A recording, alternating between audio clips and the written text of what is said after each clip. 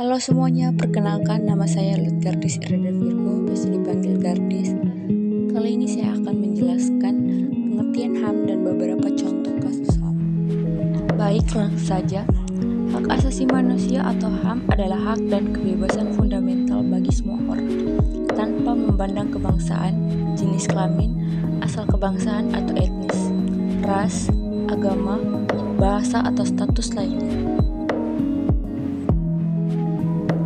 Contoh kasus pelanggaran HAM yaitu yang pertama, pembunuhan Marsina pada tahun 1993. Marsina adalah seorang buruh pabrik dan aktivis pada zaman Orde Baru yang ditemukan tewas karena penyiksaan.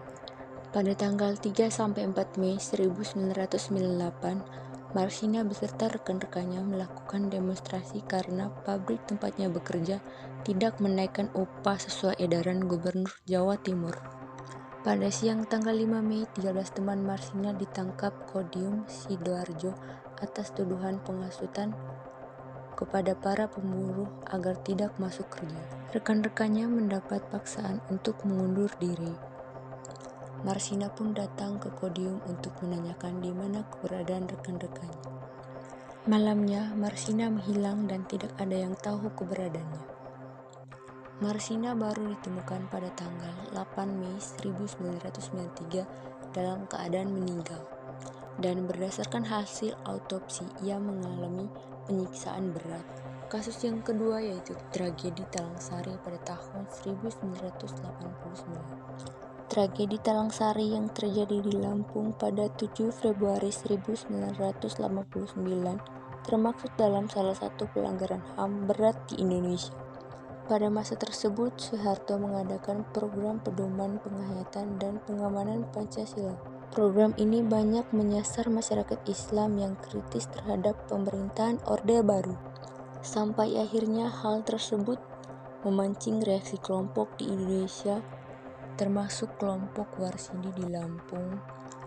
Akhirnya kelompok Warsidi dituduh radikal dan mendapatkan perlakuan represi dari militer serta polisi yang menyebabkan tragedi pembantaian. Dalam tragedi tersebut ada sekitar 130 orang tewas dan 229 dianiaya. Yang ketiga, kasus penghilangan orang secara paksa pada tahun 1997 sampai 1998. Saat itu lagi masa pemilu, para aktivis pemuda dan mahasiswa diculik oleh tim Mawar karena katanya menghalang jalannya rezim Soeharto. Sampai saat ini 13 korban masih belum ditemukan, 9 orang berhasil pulang. Tim Mawar yang melakukan penculikan hanya diadili di Mahkamah Militer Tinggi. Yang keempat, kerusuhan Mei 1998 yang terjadi di Jakarta dan beberapa kota lainnya karena krisis monitor. Situasi makin gak kondusif dan masyarakat mulai gak percaya sama Orde Baru dan ekonomi yang goyah. Saat kerusuhan etnis, Tionghoa jadi sasaran amuk massa, bahkan ada juga pemerkosaan massal dengan korban sekitar 85 wanita. Lebih dari 1.000 orang meninggal akibat kerusuhan ini. Sayangnya gak ada pengadilan serius buat orang-orang yang bertanggung jawab atas kerusuhan ini, malah karirnya makin moncer. Terakhir, kasus pembunuhan aktivis HAM Munir Said Talib pada 7 September 2004. Munir ditemukan meninggal di pesawat dalam perjalanan menuju Belanda. Hasil otopsi nemuin kalau di tubuh Munir ada racun arsenik. Presiden SBY sempat membentuk TPF atau Tim Pencarian Faktor kasus meninggalnya Munir. TPF juga sudah sempat nyerahin hasil investigasinya.